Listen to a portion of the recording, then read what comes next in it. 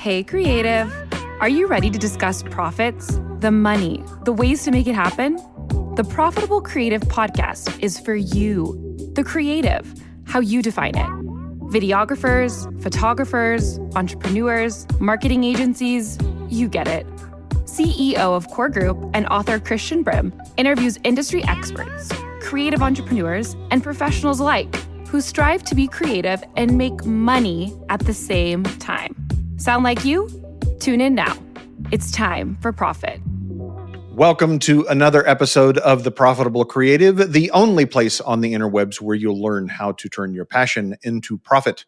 I am your host, Christian Brim. A special shout out to our one listener in Phoenixville, Pennsylvania. I wonder if that's where Phoenix, Arizona got their name. In any case, joining me today, Adam Chronister of Enleaf. Adam, welcome to the show. Thanks for having me. Yeah, glad to be here. I'm sorry, I'm giggling at myself. So, what is Enleaf? Not to be confused with Einleaf or Onleaf. Right. So, Enleaf is a search marketing company based in the Pacific Northwest. So, for well over a decade now, we've been helping businesses with their web design presence, or online presence, or search marketing.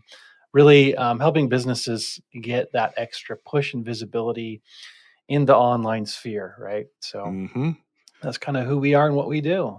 Do you have a target client in mind, a specific demographic, industry, anything like that? We do have verticals that we specialize in. We do a fair amount in the travel hospitality, and then often what I call like real estate adjacent companies. But honestly, we've helped companies across verticals. From large SaaS and e-commerce businesses down to your single operator entrepreneurial business. So really we do just about everything, but there are some verticals, as mentioned, that we've kind of carved out a name for ourselves. So that's always an honor, right? Yeah, absolutely. It's always exciting when you can help somebody. I have a client after the show I'll connect you with that is a videographer in that space, in the hospitality space. So you guys should connect. So how long has Einleaf been in business? Since 2009. Yeah, that's kind of officially when the business started. Yeah. You don't look that old. Did you start when you were 12? No. Yeah, I'm older than I sometimes am confused with. So yeah, heading on 44. But no, it started at really right out of college as honestly a side hustle. Honestly, the business only kind of went into its full, I guess, limelight probably around 2020. That's when I took the business full time. Up until that point, it was really kind of a side hustle. Although I tell people for the last 3 years that I was working in corporate, doing the same kind of thing, digital marketing. I was director of digital marketer for a few companies prior to that. I was running the agency on the side, and fairly successfully for, I guess, a side hustle. But around 2020, it was basically just the time to take it full time, right? It was, I kept telling my wife, hey, I think I'm doing the 80-20 backwards, because the thing I'm spending 20% of my time is making me, 80% of my money. And so we got a game plan together, and I haven't looked back since. So. Okay, so two follow-up questions. First is what was the impetus to go away from corporate, and two, how did that corporate experience impact how you do things in your business? Yeah, so the tipping point for me was I worked for a company, again, in the travel hospitality space. So that's kind of led into why we specialized in the agency. So I was the director of digital marketing for a company that had a national, almost international footprint in vacation rentals. And then along came COVID and really knocked this business on its feet, right? And this is a business that was, they had a Series C round of funding up to $100 million, investors from companies that you and I both recognize. And unfortunately, they were in the prime position to be, kind of disrupted with COVID, as with many Sure. businesses in the space. But their primary market was metropolitan locations, that were travel destinations. And of course, there's no worse place to be during COVID. It wasn't like these were cabins in the wood or Right. beach houses. These were, San Francisco, Seattle, these kind of locations, right? Um, so it was kind of the perfect storm. It was one of those jobs. I called it like kind of the golden handcuff job. It was a beer on Friday job, a good place to work, honestly. And I think that's what honestly extended um, my career in corporate as long as I did, just because it was kind of hard to leave. But at the same time, I never felt really satisfied there. Not because it Mm. wasn't a good place to work. It just, I had that entrepreneurial itch. And that was really just kind of the push I needed to like take things 100% full time instead of just treating my company as a lucrative side hustle. Yeah, I think that entrepreneurial itch, I, I I sometimes refer to it as a psychosis, I can I can also agree with that. Yeah. is not something that can be scratched No. working for someone else. Right. Not because you think that you've got uh, something. To me, it's about being able to own the outcome. Mhm. And eventually working for someone else, someone's going to say, you know what, we like your idea, Adam, but we're not gonna do it. Sure. And at the end of the day, entrepreneurs solve problems. Right. And when you run up against one of those problems that you're like, no, I know I can fix this, like Mhm. I can do this, and they say no, um that's killed or launched, let's say Mhm. launched, a lot of entrepreneurs. Yeah. So anything about your processes or how you do things in Enleaf come from origin in your working for someone else? Yeah, honestly, a lot of them. Like, I would say the one asset or not asset, but opportunity I had with many of the jobs that I worked for, not all of them, but for most of my career, I guess in the corporate world, and I should use the word corporate loosely because most of the companies that I worked for, I would say about 80% prior to going on my own were essentially startups, right? Mm. And so I learned a lot through not only that last job, but one of my first jobs out of college was as a project manager for a software development company, and that's actually where I got my background. So I have a degree in computer science, um, but never really kind of honed into wanting to look at code all day. So I got about three-fourths of the way through my degree and realized like I don't know if I'm built to stare at code, but I do enjoy everything around, web development and design, and then that later led to digital marketing. But yeah, from my very first job out of college, I was managing as a project manager, I don't know, roughly 20 plus, clients. And it was one of those environments where it's kind of like they just throw you in the water and they're like, have fun, figure it out. Right. Um, and that was really the thing that sparked my interest and kind of my, um, I guess, my thought process in, hey, this is something I could probably do, on my own later on. Right. And so that, as well as other, positions through the years in, various entrepreneurial type businesses had helped quite a bit, right? It was actually that first job too where I really started to kind of pivot into marketing. Hmm.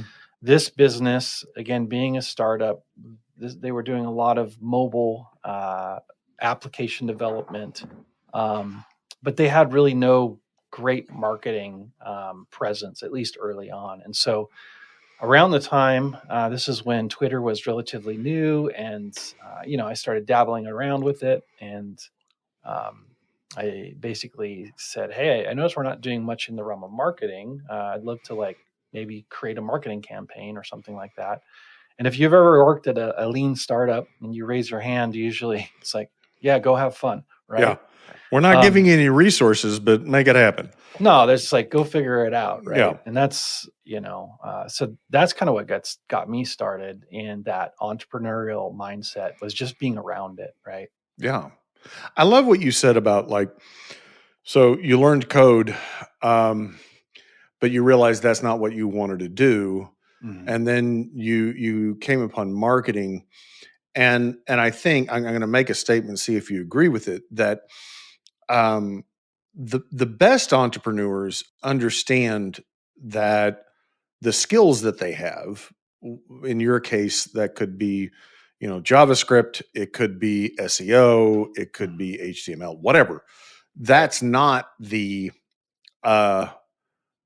essence of what you as an entrepreneur are. Sure. Your essence is solving problems, specifically marketing problems. Right. You have some skills around that, but that's not what defines what you do. Right. Yeah. Yeah, I totally agree. I mean, that's what I kind of realized early on, because I was working and I was in charge of software developers with that first gig out of college. And the other thing that experience taught me was that, I was, I basically just got my AA degree in, computer science. So it wasn't like a huge fancy, 4-year degree or anything like that. I went to a local community college. But I was thrown into a scenario where I was the conduit between developers and engineers, software engineers who arguably were way smarter than I was, right? But ironically, without it being fully transparent, I kind of got the sense like, hey, I'm actually making more than a lot of these software developers, right? And then I started, that had me thinking about like, well, what are other scenarios like this? I love the Apple example, right? You had the two the two Steves, like Steve Jobs and Steve Wozniak, right? And both of them very intelligent, but arguably Steve Wozniak, was much more of an engineer than Steve Jobs. Sure. But if you understand that whole story, Steve Wozniak wanted to basically give away the Apple II, and so I wish he had. I paid a lot for mine, right? Or my dad did. I didn't pay for it. Yeah, and so Steve Jobs, had the business intelligence, right? And he's like, you can't just give this away. Like there's a commodity here, right? And arguably Steve Jobs eventually became kind of the star of Apple, and Steve Wozniak kind of fell in the background. And it was through my own experience and kind of adapting that to other examples like that out there that I realized like there are different types of intelligence, right? There's emotional intelligence, there's business savvy intelligence, there's obviously like, the very intelligent engineers or data scientists. And the things you learn in school don't always apply in the boxes that we put them, at least in our expectations of, hey, I got straight A's through college and I got a doctorate in this or that. And now it's like you look at most of the world's like leading entrepreneurs, a lot of them are college dropouts, not because they're not intelligent, but they realized there was a different path. And having been somebody who, at least in high school, struggled quite a bit academically, and I had to hustle really hard in college too. It was no easy feat for me. That was really helpful in my journey, realizing like, oh wow, I don't have to be the top of the class in everything I do, because there are different aspects of personality and characteristic that can still help you get ahead. In fact, I think in a lot of cases, I think you look at a lot of entrepreneurs and they are the people that, they struggled, with attention in school. And I was one of those, right? Right. So, no, I mean, I think that axiom is true in some part, that like C students are the ones that become entrepreneurs. The A students and the B students become the employees. Right. It's not entirely always true, but Sure. it speaks to what you're saying. And then you used the two Steves. I also think of Walt and Roy Disney and how they were a fantastic partnership because they were so different in how they Right. approach things, right? Yeah. And I find that finding that those competencies, those intelligences in one person is rare. It does happen, but I think we lean one way or the other, and Sure. to just dumb it down way too much. It's either you're the creative mind or you're the analytical mind, and when you can get those two together, either in a partnership or an individual, then you really have rocket fuel, Right. because it takes both in business. Yeah. You have to have both. Yeah, and you can't have a business of only entrepreneurs, right? That just is not going to work, right? Oh, And God, somebody no. has to be kind of leading the ship. So, like, every business has components and personalities that are integral to that business, right? And so I think it is good, and there are a lot of people I know that they they would hate being an entrepreneur or business owner. They would just absolutely despise it, right? I think that's probably the majority, honestly. Yes. Otherwise, I think there would be a lot more entrepreneurs. And then there's the twisted, sick people like probably you and I who Who are mentally on the other ill. camp. I've Right. already stipulated that. It's a psychosis. Right. No, you're right. You can be an entrepreneurial employee. You can solve problems. Absolutely. Sure. I think the distinction between an entrepreneurial employee and an entrepreneur is an entrepreneur, I think, generally has a higher risk tolerance, Sure. in the sense that they will assume the risk and bet on themselves, right? Yeah, Like that's key. yeah, I think that's key. And in some cases they're delusional, like Right. I mean that literally. I don't mean that tongue in cheek. It's like the thing that makes you able to see the possible, the visionary, right? The world doesn't have to be this way. It could be this way. Right. That ability to hold that vision means that you have to ignore reality sometimes. Yeah. Yeah. Right? Yeah. They've even done personality tests, and they're, most people in leadership, politicians, entrepreneurs, even a lot of times people in leadership of police or military establishments, often have a certain level of narcissism, right? Mm-hmm. And obviously narcissism is kind of a dirty word in our culture, and there is an extent where it becomes dangerous and not a good thing. But you call it narcissism or confidence. I'm not qualified to know where that line leads, but you do have to have a certain qualification of confidence to think like, hey, I can do things that are hard or difficult. You look at the Elon Musks of the world, and it's like, he's launching rocket ships and disrupting industries like the vehicle industry. You have to have a certain level of narcissism, confidence, craziness, like chutzpah, whatever you want to label that, to think I'm going to do something that no one's ever done, right? And here, I'm no Elon Musk, but at the same time, like the statistics in business success, I forget the specifics, but it's usually like, the cards are usually stacked against you. So you have to have a certain level of confidence, narcissism, 100%. Fill the gable, the label with whatever you want, but you have to have a certain level of that to think that you're going to be able to succeed, right? And take that step. Yeah, absolutely. I couldn't agree with you more. And I find in my own journey that at some point that that characteristic that you have that makes you successful, allows you to be successful, becomes a liability.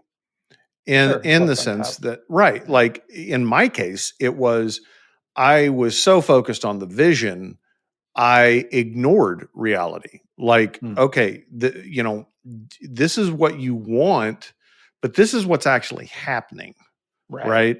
Yeah. And you can only ignore reality for a certain period of time before it has its way with you, right? Mm-hmm.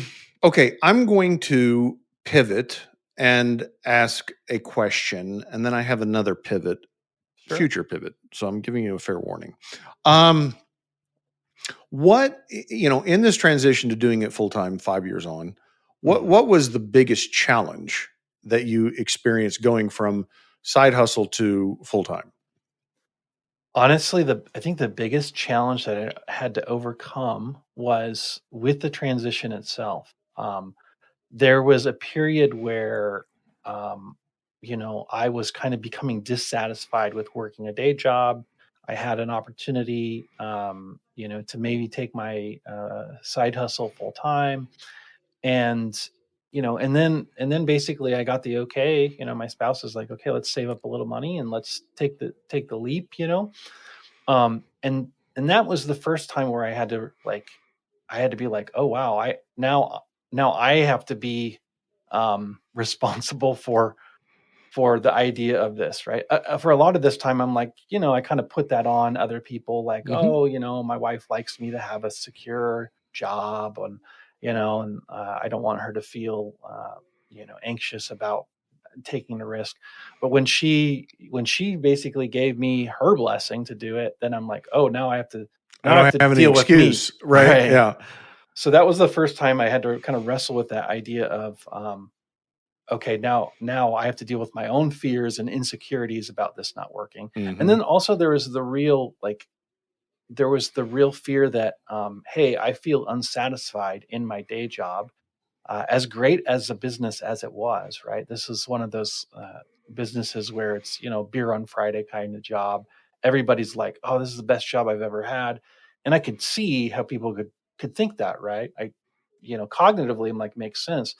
But again, I just didn't feel like I was where I needed to be. Right. And so the other thing I had to overcome was a fear of, what if I get to the other side, I start my own business, and I'm still not satisfied? Then the Mm. problem's me, right? Mm. Now, knock on wood, once I really started going, I really felt like, okay, this is where I needed to be all this time. And there are rough days. There are days where I look back and like, 9 to 5 sounds really nice right now, clock in, clock out kind of thing. But deep down, I know, like, you know, I don't think I could ever go back to working for somebody else. Right. I just, Mm. all the sweat equity, the long hours, the sacrifices, like all of it, um, it's worth it, just with the satisfaction of knowing, and really I feel like it's kind of just in my DNA, as maybe strange as that may sound to some, right? No, it makes perfect sense. I've been unemployable for nigh 30 years, Yeah. and I mean that in the sense that I contribute value to an organization as an employee? Absolutely. Would I make a good employee? Absolutely not. Like Right. I would not. And that's me. That's not them. Right. Um, Exactly. part of the uh part of the circumstances that led me to start a business was I was essentially a salesperson, Hmm. and I was a banker, but Sure. essentially a salesperson. And I had brought this idea to the CFO of, like, here's this promotion I want to run, and here's where they've done it before in another entity, and this is the results. And I'm Hmm. like, clearly, this is the path that we should take.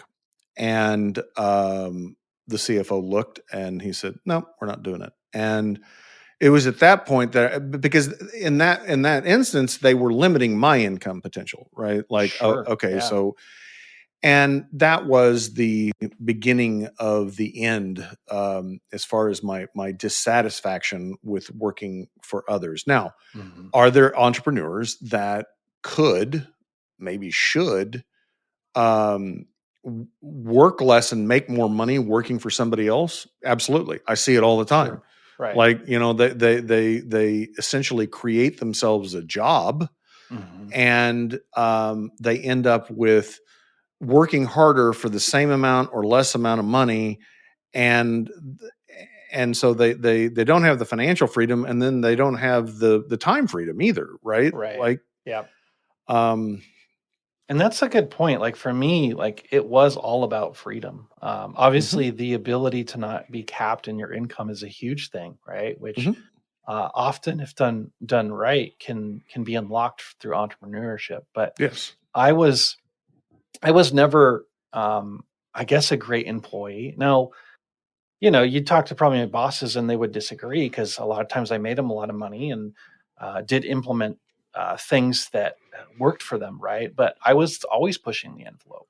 I mhm, was the first one in um, three different companies. I was the first one always to be like, hey, I want to work remote, and this is pre-COVID, right, right? So like the idea of working, from Latin America for 3-4 weeks remote, that nobody else did that. And nobody else right, had the chutzpah to right, even ask or say, this is kind of, a non-negotiable for me. Right. right, Um, and so in that regard, I was always pushing the envelope just because I, I wanted to live a life of freedom, right. Where I didn't have mhm, to like, beg and plead or, chalk up vacation days because, and so for me, that's the big push. That's kind of the key lever of why I stepped out into it is I wanted to have the freedom and the autonomy to work hard, but also play hard and, allow me to work while I travel or, simply take maybe a 3-day weekend one week because I'm feeling burnt out or I need a break, right. right? Without having to ask or beg somebody for that kind of permission, right? Yeah, and I think that, you mentioned unlocking your potential. I think the next step, which most entrepreneurs don't make, is realizing that you have the ability to make money off of others' efforts, Hmm. Right. and getting beyond what you can do yourself. Hmm. That's really the key to growing a business or scaling a business. Is, you mentioned the 80-20 rule. I talk about the Pareto pencil all the time. Right. And entrepreneurs are, especially when they're starting out, they're wearing all the hats. Hmm. And my advice to them is, the quicker you figure out what your 20% is, what the thing Right. that you do that is most valuable, and get the other 80% off of your plate by Hmm. eliminating, automating, or delegating, Right. the quicker you're going to be successful. Hmm. That's to me the key to building a business, as opposed to just creating a job for yourself. Right. Yeah, 100%. My from the time we started to the time where we're at now, like my role has changed, right? Sure. Where I'm not doing a lot of day to day. I don't really do a lot of our marketing outside of marketing the business itself, marketing a personal brand, doing podcasts like this, doing talks and speeches and whatnot. Um, and so yeah, like that's the other thing too is like if you're somebody that loves being in the in the trenches, like you may not be happy as an entrepreneur because a lot of times you have to be. I almost treat it like I'm almost like the orchestra conductor, right? That's a Like, good analogy. I like um, that. and all of our different team members are doing their different instruments, right? Their different roles in the business to keep things productive and moving forward. But I can't be playing the saxophone while I'm conducting the choir. It just doesn't work. No, no, it wouldn't. And a lot of entrepreneurs get stuck in that because there's Yeah. comfort in doing what you know. And when you Right. start a Yeah. business, there's all this shit you don't know.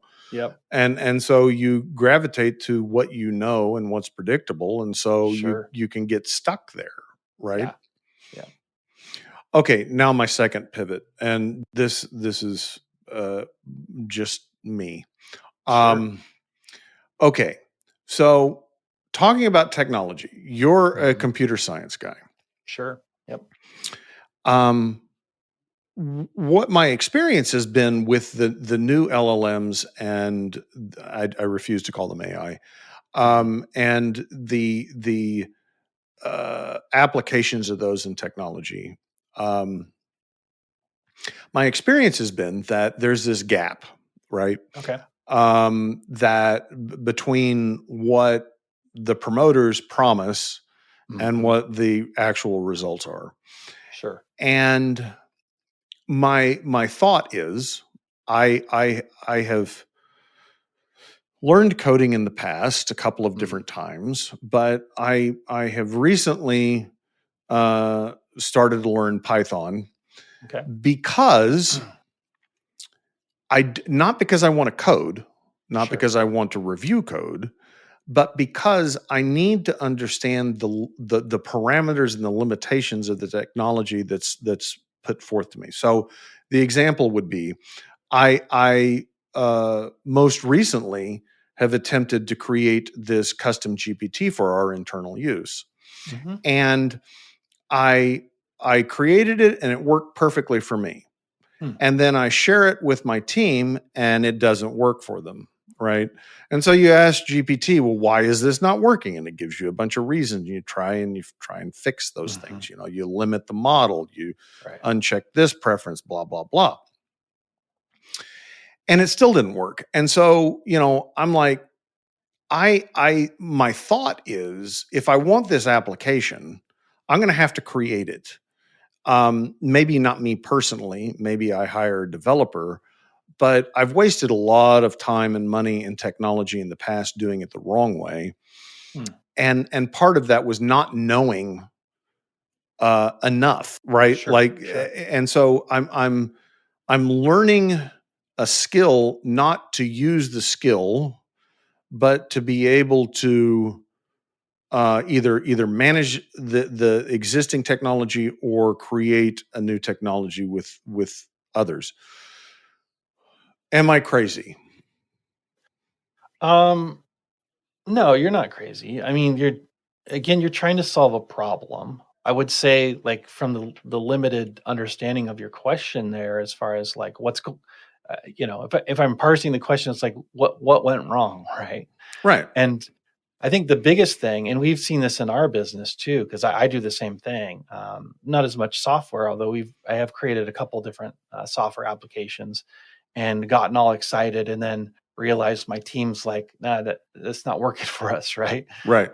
What I've learned in that similar scenario is that I either need to be building that with my team or creating a framework where they can build the software or the process, right? Because unless you're doing the day to day, unless it's solving your specific problem, like if you're building a tool to solve your team member's problem or a client's problem, but they're not involved in the creation of Right. that process, like you're going to hit friction, right? Yeah. And it's the same thing in generalized software development, right? Like this is why people do user testing, and users test it and say, well, this works, but this isn't really how we would like apply it. And that's honestly, that's just a lot of how technology works, right? I mean, Yeah. take the @ sign and hashtags in Twitter, right? Those came about because in the early days of Twitter, there was no way to like comment on someone else's, tweet, as they called it. And so the user base created the hashtags and the @ signs to solve a problem. Well, now it's a huge component of the software, only because the users directed that, right? So I think that's key. I agree with you 100%, because that's been part of my experience as well. Like building something that nobody really wants, like you think they should want it. Sure. That always goes back to this axiom that I say: you got to sell people what they want, not what they Right. need. Yeah, Right? Like exactly. I've made that mistake even as recently as this year. Like, Sure. you can't create something as good as it may be and as beneficial as it may be. If it's not something they want, you can't create it because they're not going to Right. buy it. Yeah. Yeah. But going back to the LLMs, I I think, and they admit this, like they don't know how it works, which Mm. I get, because that's what algorithms do. They work at a Sure. level that we can't. Yeah. And so we can't really untangle it and say, this is exactly what we need to fix, right? Right. Because Yeah. we don't know how it works. Sure. And, I think there's a lot of potential with the technology, but I think it has to, I think if you're going to use it in your business, at least for me, I've come to the conclusion that I've got to know more to be able to apply it. I can't, I mean, yeah, you can use LLMs are great for writing copy and for, but like, I don't know how these, they talk about, LLMs, destroying all these developer jobs. And I'm like, Mhm. I don't understand how, because like, I'm like, you generate code in a LLM and you drop it in and it doesn't work. So like, I mean, like Yeah. how does that Well, I think, eliminate a job? yeah, I think there's been a recent, I think it was a white paper or a study that came out, that really kind of started talking about like the reality of kind of some of the thought process around LLMs and AI. There's basically two kind of schools of thought. One that is going to be like dystopian, right? It's going to kill all the jobs. And then there's also this utopian idea that, hey, it's going to replace the need for work and we're all going to get, UBI and Right. life's going to be perfect.